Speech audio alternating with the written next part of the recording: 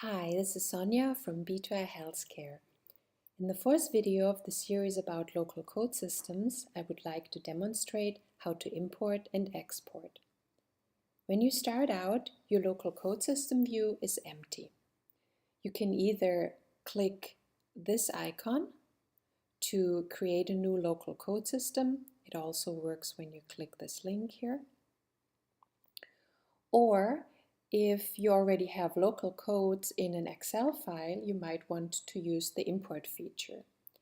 To start an import, go to File, Import, open the Snow Owl file folder and go to Local Codes from Excel file, Next.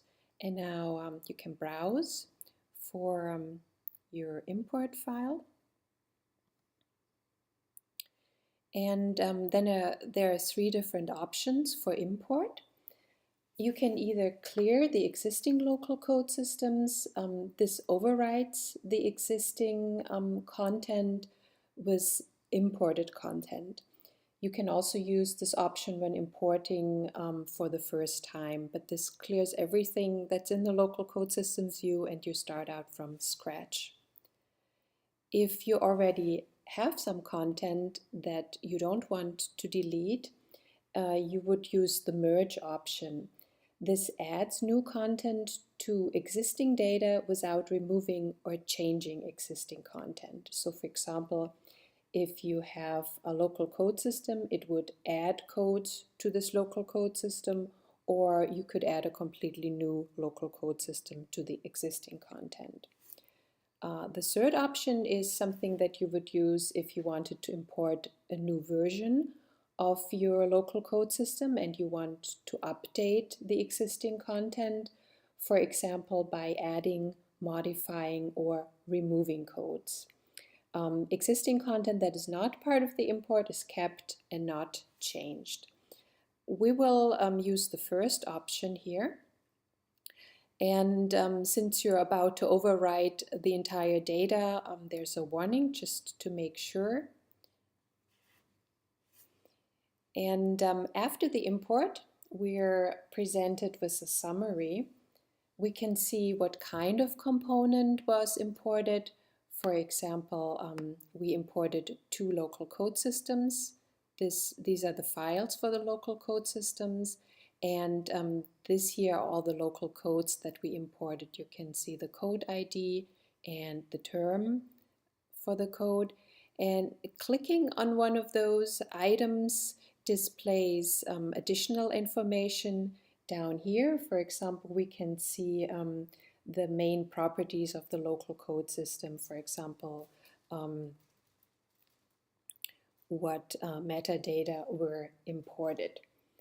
If you have different versions of a local code system, so if you're updating a local code system, then you could see the different versions here. And if you click on the version, you would see the history. So you could see what happened at each import. The imported local code sets are also registered in the terminology registry, which is up here, Snow Owl, About Snow Owl. And then there's a button here called Installation Details. And this is the terminology registry, where you can see all terminologies and local code systems that are available in Snow Owl. We can see the two local code systems that we just imported, this one and this one. We can see the system ID here. Let me just make this a little bit bigger. Clicking on an item displays additional information. For example, here for SNOMED CT, I could see a description, and you can also see when there are different versions of a terminology here. So right now I just have the latest version of SNOMED CT. However, if you had older versions, you could see this as well, and the same applies to your local code system, but since we just imported it, it's just one version that we have in here. So much about importing. Let's talk about exporting local code systems as an Excel file. When you export data, it's like taking a snapshot of the current data that is in your system, assuming that you saved all your changes. So all local codes and all local code systems will be exported. So everything that is here in my view will be exported exactly the way that it is. To start an export, we go to File, Export, open the SnowOwl folder and select Local Code Systems to Excel file. Next. Now we need to specify the path. I would like to export it to my desktop and a name for the export file. Just going to call it export, save. And then you run the export. It's already done. There's a link to your export file that opens the Finder. And let's open the file and take a look at it. You can see there are two sheets because we exported two local code systems. The information in the top part is what you could also find on the overview page. Let's just close this window of the editor of your local code system. So the name, the short name, and the OID are also here. So this is this information, and the codes are displayed in the bottom section in these columns here. Here are the code IDs, the terms. Alternative terms are here. If there is no alternative term, the cell is empty. If you have several alternative terms, they are all in one cell. You can see if the code is active or inactive. And this one is unpublished. This is why there's no effective time here. So if we go to this code system, we can see that all these codes are unpublished, while those here are published.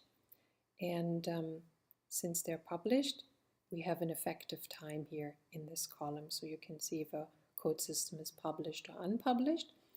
And if it's a hierarchy, you would find a parent code here. And for a flat list, this column is empty. So let me just show you what this looks like here. This one is a flat list, and this one is a hierarchy. And in the export file, you would find the parent code for each of these codes here in this column here. So this is the file that you need if you want to import your local codes as well. So it should be in this format if you want to import them into SnowOwl. When you're making an export, you're not modifying the content. So you're just exporting exactly what you can see here on the user interface. If you want to create an export file for an official release of your local code system, you would need to update unpublished components first. For example, you would have to update these components that are in this local code system and specify a publication date for it. To do this, you would go to Tools, Create Version, and then when you're creating a version of a local code system, you would have to enter a version name and a description, and then you could also specify a publication date. And once you create this version, all these unpublished components would be updated and would have an effective time associated with it. So once you've done this, then you can run an export which works exactly the same way as described, and then you can use this export as a release file. There's also the option to switch between versions. So if you had if you created several versions of your local code system, you could do this here and select one, but since I just have one version, I can't do anything here right now. And then this would display an older version, and since you're always exporting what is displayed here, you could export an older version this way and have an Excel file of an older version. But I will talk about versioning in detail in a later video. I just wanted to show you that this export also works for official releases. That's all for today. Hope you enjoyed it. Thank you for attention. Bye-bye.